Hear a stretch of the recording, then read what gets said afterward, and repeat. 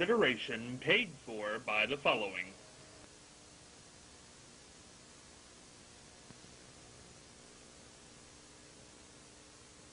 The Ohio Neck and Back Pain Relief Center, Scott M. Gray, D.C., across from the Marion Center between TSC and Kroger.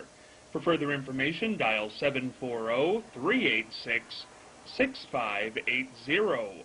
Also located on the net at goodbackbadback.com.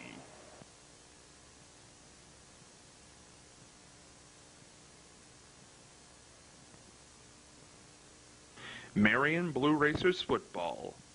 Feel the heat, feel the excitement, the best fan experience going in Marion today.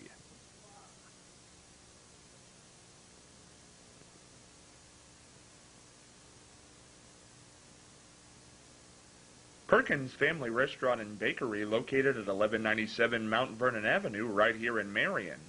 Open Monday through Saturday, 6 a.m. to 9 p.m., and Sunday, 7 a.m. to 9 p.m. Hey, stop into Perkins and take a look at the newly remodeled dining room. Perfect for that family get-together or that intimate get-together with friends. And hey, while you're there, check out the delicious items in the bakery. Perfect for all those Thanksgiving needs, as well as any pie, cookie, or muffin add-on to any meal. Also, check out the Get Crackin' and Biscuit Bake menus. Perkins Family Restaurant and Bakery, a family tradition in Marion for well over 30 years. From our family to yours. Hey, stop on by.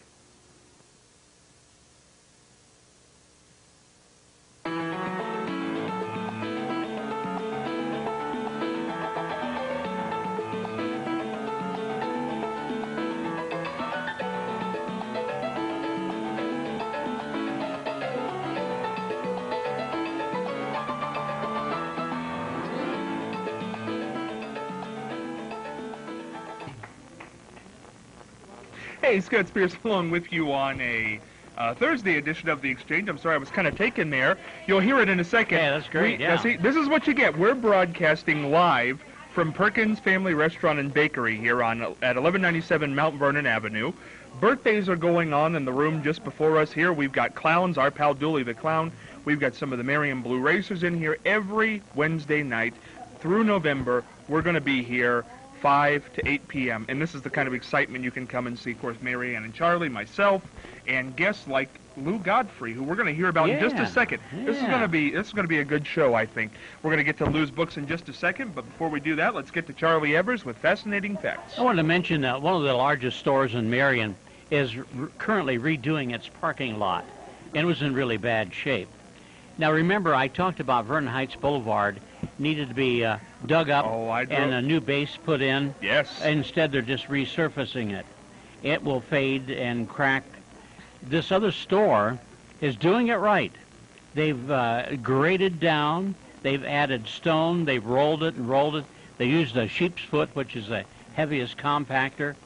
And when they're done with their asphalt parking lot, it's going to be wonderful. It won't fade away anymore. There you go. Now, only if they could do... What would a project do you guesstimate that would cost for the boulevard? Oh, my. A couple of million, probably. Yeah, that'd be rough. Yeah, it puts it out of the picture. I think it does. At least for a while. A few years. Marianne, words of wisdom today. Well, this week the theme has been risk nothing, risk everything. Friedrich Schiller is a German poet, and he's also an historian, and these are his words of wisdom. He that is overcautious will accomplish little. So we all have to take risks. Perfect. Have you ever taken any risks? I don't know. One time I ate some food you gave me, Marianne, and that was a risk. Well, that's not. You're a good cook, I heard. Oh, really? No, Italian food. You said you don't cook often, No, I but when don't. you cook, it's good. Oh, naturally I would say that. Oh, it's not true. You were misleading me, Marianne. Oh, my goodness. I'll tell you a guy who took some risks, and that's Lou Godfrey. I found Lou on Facebook, did a little research, and found out he has an extensive life and has had an extensive career that continues today. He's written several books, Grandpa's Gems, Praise Ye the Lord, Traveling Uncharted Paths. Now that's a risk. That's a neat one. You Are Special, 2. I assume there was a You Are Special 1. And Special Moments. So all kinds of great books here. Lou was in the Peace Corps, played softball, started playing softball when you were 70, Lou, am I right? I started when I was 10 years of age. Oh, sorry, but you played 70 years. Yeah. Yes, I knew there was a 70 in there somewhere. So we've got Lou Godfrey here. Lou, the part of your life that was of most interest to me was the Peace Corps. For people who don't know what the Peace Corps is, let's give a definition of what that is. The Peace Corps is one of the best it's one of the best programs that we have in the United States. What we do, we go into foreign countries and we sort of, right now they want us to teach them an occupation. And at first it was just the college and high school people going over there for public relations. But now they want us to teach them an occupation now. And you never hear nothing about Peace Corps. We're bigger now than we ever were. The reason you hear nothing from us is because we've done everything right and not done anything wrong. Well, that's good news. That's probably right. How many years have you spent in the Peace Corps? Just 2 years. 2 years. Where were you at? I go in the Dominican Republic. Now, were you teaching careers then, or were you teaching other things? You mean when I went into Peace Corps? Yeah, yeah. I was a dairy farmer, started out, and then that was my background. And I was in agriculture advisor then. I went into Peace Corps due to my background. Lou, and I know in Haiti, next door to Dominican Republic, the big thing is cutting down all the trees to make charcoal. How have they avoided a scarcity like that in the Dominican Republic? Over the Dominican Republic, you cannot cut down a tree without getting permission from the government. Wow. And Okay. they did not have that control over in Haiti. No, they have landslides and terrible conditions, yeah. But most people don't realize how much charcoal is needed and used in cooking and heating. But that's true of these developing nations. They live for the day, and they don't look out for tomorrow. Right. Did you ever eat cassava? The cassava plant, I guess it grows everywhere. They make bread out of it. Oh. And tapioca. Yes, Yeah. So that's kind of what was your mainstay as far as food goes? It wasn't beans, yes, it was. was it? Well, beans are good. I mean, they're healthy. Rice and Yeah. beans. Okay, yeah. All right. The rice fills you up, and Yeah. they have a great big pot, and they would cook off their rice, and that would last them for several days. So what did you teach them to do? Okay, I was in agriculture, and I mostly with heifer project. And I'd go around the island, and I would check the animals that they would be given away, make sure they were taking good care of them, and see if they need any help and so forth. You say that was in the Heifer Project? Yeah, right. Oh, great. That's Richwood has a fundraiser every year for the Heifer Project. Oh, yeah, that's wonderful. Yeah. Yeah. Well, the Peace Corps, I hadn't heard anything about it for so many years. I didn't think it was still in existence, but it obviously is. Right. Still. We're in more countries now than we've ever been. And And we only go into the countries where they ask us to come. you never impose. That's right. That's a good idea. How many go in a group? How is the situation set up with the Peace Corps when you go in? When I went in, it was sort of an experiment program, and they had 6 married couples that went in at the same time. And I was 50 years of age when I went in, and they was trying to experiment to see if older people with an occupation and that were married and living together could serve together. And as it worked out, my wife and I, we were the only couple to finish. That's interesting. So that tells you how hard it was. How many couples were there? How many couples were there when you started? When I went in, Yeah. there's about just 6 couples in our experimental Right. program that we went in. Right. So why do you think you and your wife were able to stick it out when others weren't?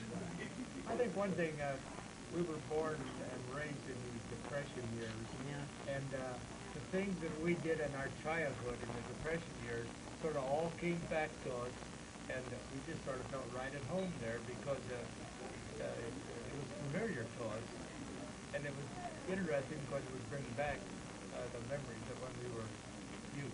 That had to be a big sacrifice, Lou, to leave, the culture of the United States where everything is available and go to a country where there's nothing available. I mean, it's a totally different kind of life. Yes, but we found out it wasn't too hard to slow down, but it was a much slower pace they I lived can in. imagine. We had more trouble coming back to America after our 2 years up, trying to speed up again. It was harder to make that adjustment coming back to America. Now, do you still have contact with some of the people that you worked with over there? Yes, occasionally. It's sort of wearing out now, but we still have contact now and then. What American item or thing that you had here in America, anything, did you miss the most when you were overseas? The thing we missed the most was communications. The communications, very little there when we were there, and we missed that tremendous. And also we missed our automobile. Yeah. Americans love automobiles. I bet that's... Did you have electric 24 hours a day or not? Yes, we did. It wasn't good electric, but we were the only ones in our community that had electric. Our neighbors all around did not have it, so we were special. But my wife said she wasn't going to go if we didn't have electric. I can imagine. That would be a rough way to go. What are the living conditions like as far as where, did you live in a house or was it a tent or? Okay. This had a concrete floor, and it was a wood frame, one-story, small building. Didn't have any windows in it. It had wooden doors that would flop out for our windows. Wow. Do you have termites? Yes, but we had a tarantula, though. Oh, my. a lot of those, yeah. Our first night there, we found one in our home. Yeah. We went there, we got there about dark in the evening, and we had flashlights, and then all we had to sleep on was the cots. So we had a flashlight going around and looking around, and we spotted that tarantula. What about the language? What kind of language was it? The Hispanic? Yeah, Spanish? Yes, they speak Spanish. And did you have to learn, or did you know Spanish before you went over? No, we didn't know a word of it before we went, but we soon learned to know that you're going to have to learn the communication. Right. Did they learn any English while you were yes, there? they loved it. Were able to teach them certain words and expressions? Right. I had a class that teaching them. Well, you obviously were older than most of the other. Yes, I was we were the oldest couple there, and the rest of them are all our children's age. They all call us Mom and Dad. Lou, I got to ask you, we started this program by talking about the many books you've written. How many total have you written? Let's see, I'm starting my ninth one now. And when did you start writing? How many years ago? I started when I was age 75, Scott. I remember Will Rogers. I don't remember him or not. One of his movies was Life Begins at 50, Well, life began at 75 for me. I started to write. Wow. If somebody would like, let's get this, if somebody would like a copy of one of your books, how can they obtain a copy? You go to Upper Sandusky at that corner store there, right across from the courthouse there in Upper Sandusky. They have all the books in there, and you can always get one in there. Perfect. What would you say is the theme of your books? What can people expect if they pick up a book? Okay, my first book was about the Peace Corps experience, naturally. But then the rest of the books are about people. They're about friends and people I live with. And my next book, the last one I'm going to write, is going to be about service people. I think that's a story that needs to be told a lot about local veterans. Their story needs to be told more than what's being told. So many people in this society, Lou, are age conscious. You say life begins at 75. Why did life begin at 75 for you, this career of book writing and just living a good life? Well, that's when I wrote my first book, and I wasn't going to write that, but I had a good friend that said, you should tell your story about Peace Corps. I said, well, I'm not a writer. He said, well, you just write down what your thoughts and just start writing it down. And that's what I did. And first, you know, hey, We started this interview, I said there was a 70 in there somewhere. You played softball for 70 years. You began at, what age was that again, I Lou? began at age 10 when I was in 4-H clubs. So at least 80 here. When I was with the church again, just lobbing them up. And, you know, I was playing very slow at that age. So you retired from softball at age 80. Yes. How do you do that? There are people who are having all kinds of trouble by the time they're 80. They certainly aren't out playing softball. But, hey, you just stick with it. You have good genetics, I'm sure. Yes. Good Yes, genes. Yes, I have a good background. Uh-huh. Well, what's the secret, Lou? We all want to know it. Yeah. Part of it's genetics, I'm sure, but there's something. How have you lived your life? What kind of foods have you eaten? What have you not done? What have you done? What is the secret to this long life? Because I know your age. You told me your age. I don't know if you want to mention it here or not. No, I'm 89. 89. Right. When as I say, I come up with depression, and all we had to eat was vegetables out of our garden. So now they say you That's can eat a lot of good. vegetables. Yes. So naturally, I just Yeah. ate vegetables when I was younger. So do you attribute that to your long? Have you had any major health problems? Oh yes, I've had lots of them. I've had heart problems. I've had cancer. And, I've had parasites in my liver, and I've had all kind of problems. Did you get the parasites from the years in the Peace Corps? Yes, you're right. That's Yes, where I would picked think them up. so. I mean, I would think that would be a real Yeah, problem. very few people. In fact, they didn't know what my problem was at first because they don't have it over here in America. Did you see a difference? Do you feel you made a difference when you were in the Peace Corps with those people? I mean, did you feel like you helped them? Oh, definitely, yes. In fact, I started a program they called Fondo Fiscalia, where we gave a small amount of money to someone to start an occupation like fixing bicycles or something like that. And today that program is recognized as the best aid program in the Caribbean. Wow, that's great. What would you consider to be the biggest, the highlight of your life, these 89 years so far? Well, one is pitching softball, and the other would be the Peace Corps experience, because that taught me so many things. It brought back my childhood life, and then it taught me just how great we do have it today. And how many years were you there? 2 years. 2 yes. years? What made you decide to come back home? Or is there a regular period of time when you're supposed to go back home? Right, when you sign up for 2 years. 2 years. Yes, right. So that's it. What do you consider, if you were giving somebody advice, I know you said you grew up, obviously nobody's going to come up during the Depression right now, but if you had to say, you know, this is what I would do aside from genetics and those terrible things that can happen. If you want to make it to 89 years old, if you want to play softball for 70 years, this is a good idea. Maybe I shouldn't do this or I should do this. What are your tips on life? All right. You've heard this before. Do not smoke cigarettes. Yeah. Take it easy on alcohol. And exercise. Do you still exercise? Yes, I do. What kind of exercise? I do stretching exercise. That's I can't do excellent. running exercise, That's so I just excellent. stretch.